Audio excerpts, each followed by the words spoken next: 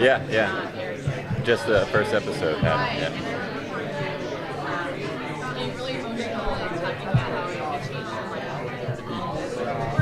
yeah. Now I'm jaded. Now I'm jaded as.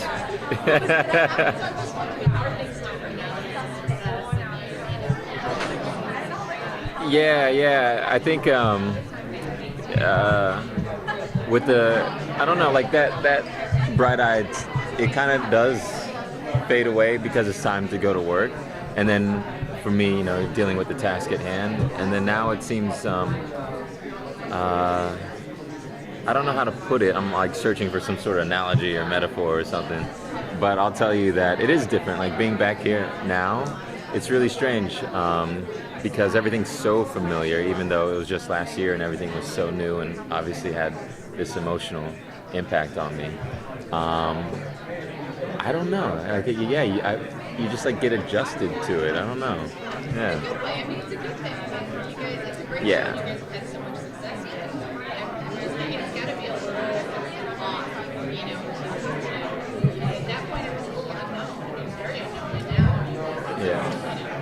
Yeah.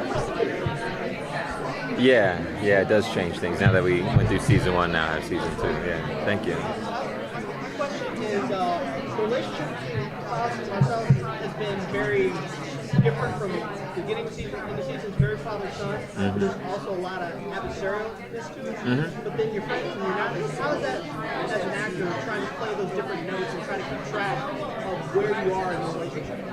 Oh, right. I mean, with Joe, it's really easy. He's a really good actor. So kind of where, for me, I know where I'm supposed to be because he's very well prepared and he adds a lot of layers to it. So it isn't anything that really throws me off where I have to like keep track of too much. It's kind of like I just look at it scene by scene, and piece it together. As far as adversarial or friendship? I like adversarial. I think because I like that it brings out a more competitive, aggressive side of us. And I think, from meeting some of the fans, met fans overseas in Italy and in Paris. And in Italy, all they wanted me to do was say, like, I'm the king and my city, my home, my rules. Like, I was like, you guys really like the bad guy, huh?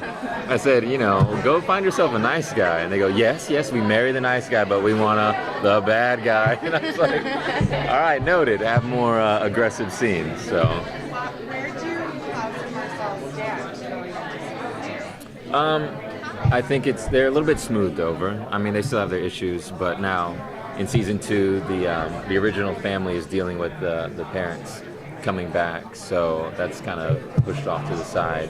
But I think they squashed it, as far as with the kingdom and everything. So, for now, yeah, we'll see what else pops up. Yeah. I know you can't say too much, obviously, but can you kind of set up Marcel's journey as we go into this new season? Yeah, he's going to be rebuilding. In the first season that we saw it on a grander scale, you saw him when he was the king of everything and had everything in control. Now he's got to rebuild. So it's going to be more about personal relationships. It's going to be like, how does he relate to Josh, who's one of his only friends? How's he going to relate to, and which you'll get to learn more about Elijah, now that sort of Klaus is out of the picture. And you just get to see him on a more person-to-person level, as opposed to in that leadership role, Yeah. Are there any really fun, let's say Elijah, how they're relating? Are there any new relationships in particular that you're excited for people to see? New interactions? Yeah, I love working with Daniel. Like, he's a blast. So I was telling him I love it when I read a scene and all of a sudden it's like Elijah appears and says something at the right time. I'm like, yes. It's me and Gilly's hanging out on set all day. And yeah, we talked about bringing in new characters to mix things up. And so from the start, we get a lot of new characters, but also characters that are going to be there for a few episodes, so you'll get to grow with them. For us, we're like, that's nice because it takes the workload off of us, and I think it helps with the fans to see new characters and different sides that they bring out from the main characters. Mm-hmm.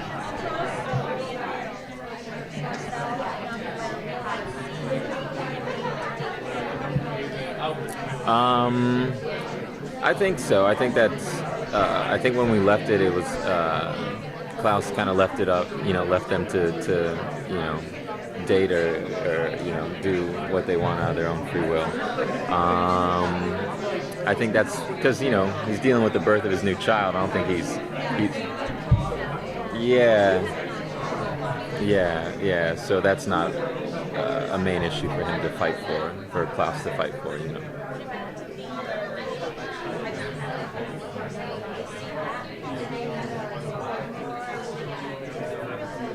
Yeah, I think it evolves, just like when children grow up, their relationship with their parent evolves. Where you saw it was like a father-daughter kind of relationship, and now it's time that she left the nest, so she won't go back to that same role.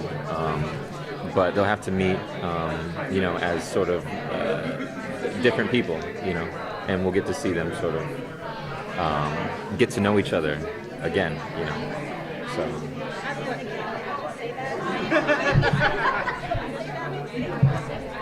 I'm the king.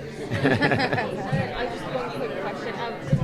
Does Marcel actually crave power for power's sake, or is it more so trying to fill the emotional void? Yeah, I think I think to fill an emotional void. I think anything that you seek outside of yourself is something that you think that can fill and satisfy the void within yourself.